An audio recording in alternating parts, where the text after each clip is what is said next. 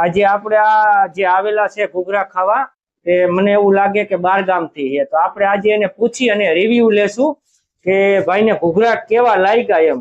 હવે મારું નામ કૌશિક શાહ છે. હું ફેમિલી સાથે અહીંયા મોરબીમાં બેઠકજીના દર્શન કરવા માટે આવેલો, અને પછી બેઠકજીમાં આ લોકોએ અપવાસ કરેલો એટલે બધું પતી ગયું અને અમને ભૂખ લાગી હતી, એટલે મારે સ્માઇલી ઘૂઘરાનું મેં બોર્ડ વાંચ્યું, એટલે મને સ્માઇલી ઘૂઘરા શોધતા મને દુકાન મળી ગઈ અને ખરેખર મેં ટેસ્ટ કર્યો તો મને અમદાવાદમાં અમે લોકો જે નવતારના ઘૂઘરાને બધું ખાઈએ છીએ એના કરતાં અમારા સ્માઇલી ઘૂઘરામાં ખરેખર વેરાયટી લાગી.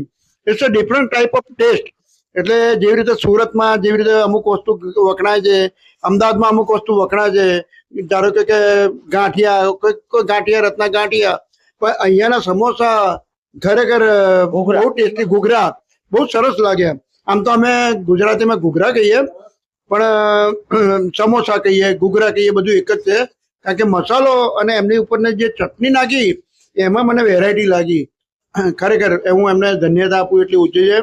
અને અવારનવાર જ્યારે મોરબી આવીશું ત્યારે અચૂક ઘૂઘરા તો અવશ્ય ખાઈશું જ. થેન્ક યુ વેરી મચ, અમને આવા ટેસ્ટી ઘૂઘરા કરાવવા બદલ આભાર. ને બહુ અમારે તો અમદાવાદમાં શું છે કે 30 રૂપિયાનો એક ઘૂઘરો, 25 રૂપિયાનો એક ઘૂઘરો, જ્યારે અહીંયા તો મને 30 રૂપિયામાં 3 ઘૂઘરા અને એ બી ચટણી બટણી બધું સાથે, પ્યાજ સાથે, બહુ મજા આવી ગઈ. 3 ઘૂઘરા ઇનફ છે ખાવા માટે, એટલે સસ્તું ને સારું બાજુ અને ટેસ્ટી. ખરેખર બહુ મજા આવી ગઈ. ફરીથી તો આવીશું ત્યારે એક ડીશ નહીં 2 ડીશ ખાઈશું, અને ભૂખ્યા પેટે આવીશું એટલે કદાચ 2 ની 3 ડીશ બી ખવાય. ધન્યવાદ.